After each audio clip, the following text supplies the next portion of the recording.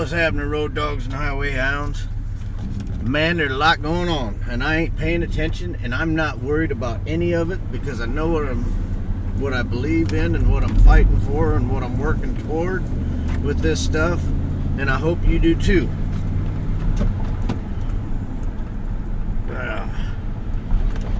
So, Andy told me something, sent me a message saying we're going to be all right on August 1st. I'm like, what the heck's going on August 1st? I don't know.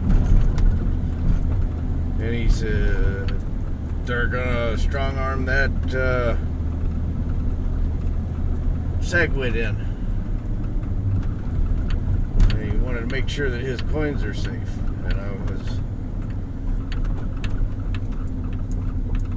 And so I told him what I was doing. And I said, I don't have to worry about it because I have my private keys.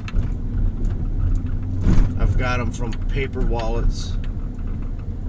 They're on paper. I can see them with my own eyes. I'm no computer guy, techie dude, or whatever. But I can see the public keys and I can see the private keys. I know I have my private keys. And I printed them myself, and I know that they're not on the web. Turn the air conditioner on. Man, it's getting hot. Summertime. So make sure you got your private keys. If a fork happens, don't worry about it. Because as long as you're already logged on the blockchain before the fork, you can go either way. That's what happened. I got pre-fork Ethereum. So I own Ethereum Classic and Ethereum hard fork. So as long as you've got your own private keys, you hold them in your hand. However you do that. I mean, I'm a truck driver. I hate computers. I don't mess around with them. Very basic, minimalist approach to this whole thing. But I got my private keys, and I know I got them because I believe my eyeballs when I look at the piece of paper. And if you do print out or want to print out paper wallets, bitaddress.org, lightAddress.org, but there's a very particular way of going about it. And type into YouTube Blackboard paper wallets cold storage 101, and there's a tutorial on there on how to do it. So, user activated soft fork, I'm all for it. I mean, we want SegWit. We don't want Bitcoin Unlimited. I don't really understand what the stuff is, but it inspires some confidence in me that there's a way that the people can do it, and you know, Jihan Wu and his ASIC boost miners, who stands to lose a lot of money if SegWit is implemented. And if they hard fork and go BU, go ahead, go away. I don't care. You have to be smart in this thing. That's why I don't keep up with this stuff, is because I get so sick of everybody out there, just talking about price, and that's the only thing. I can't watch it. I want to reach out and punch people in the face. I just, shut up. Who cares about the price? What are you doing? What are you doing? Make your dreams come true. Save your money in Bitcoin and Litecoin. Understand the SegWit debate and what it's for, and the best of your ability, and make an informed decision. I did that thing with William Bentley Blackburn. Check out his channel. I'll put a link below. I totally disagree with the Bitcoin Unlimited thing, because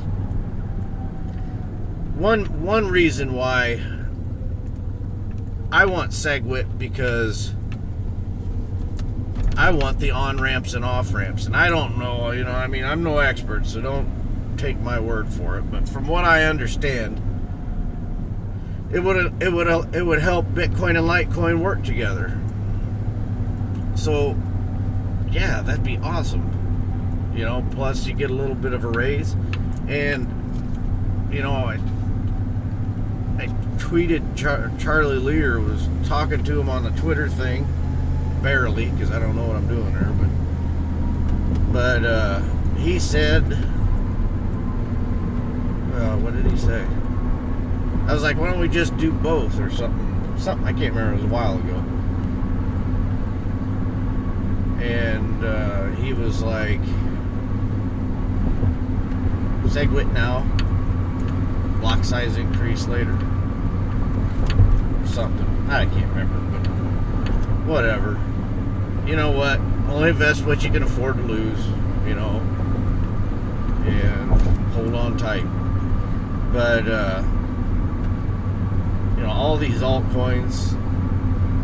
William Bentley Blackburn sent me a thing today about Putin and working with Ethereum or something, and probably a conspiracy theory thing. But you know, I don't get too much into conspiracy theories, and it's not because I don't believe that there are conspiracies going on, but to theorize about them, to me, is just like, leave that to the cops and the feds and whatnot. You know, I mean, I just kind of focus on the solutions. But Ethereum is totally vulnerable to something like that, you know, with an 80% pre-mine, and if you know, they wanted a country to do it, and Putin said, well, give me, I don't know, you could sweeten the pot, because you don't know who got the 80%, but I guarantee it was somebody with deep pockets and deep connections, because you and I don't just fork out $60 million in pre-mine, pre-sale.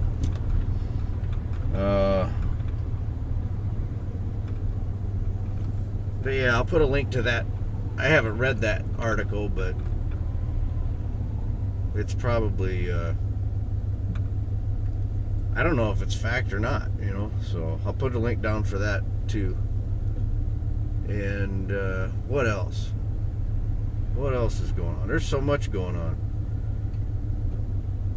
I was going to be on the news hour yesterday, but I fouled that up. I was actually going to break some news on this show, but this time being busy and running around and stuff. So, what else is going on, huh? You guys know anything else that's going on? What do you want me to talk about? Put it down in the comments. But so what happens if they do a hard fork? You know, you've got to understand what's at stake and what's going on.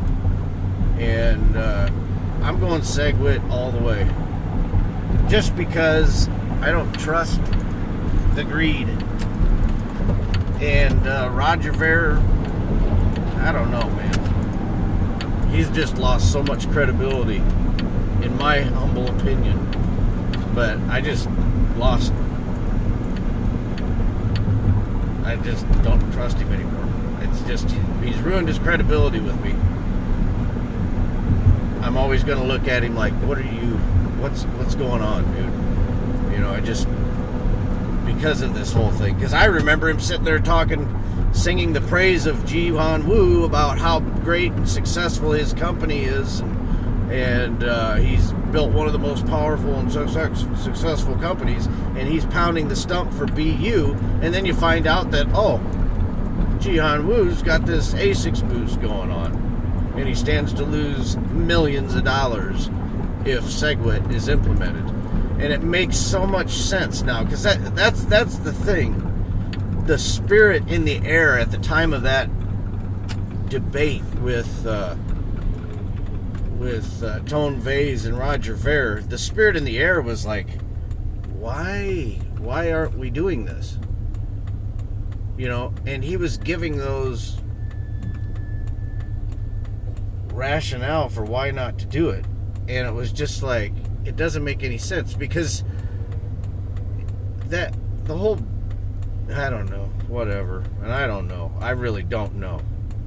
But what I do know is I got my private keys, and I know that I can make an informed decision in time. I'm looking at the price of Ethereum. I've got pre-fork Ethereum. I could go to either one or both. And I'm looking at it like $250 now, today. And it's like, I feel like I should get out of it, but I don't really care to. I mean, you know, might be about the best mistake I ever had. They could manipulate the price of that all the way up to try and take over Bitcoin, you know, to put a mind blowing on them. Because with the, I guarantee you, with the 80% pre-mine and all of the Bitcoin that they raised at that pre-sale, they could freaking manipulate that 15% to know so easily. My brother-in-law Kevin in the Jeep right back there.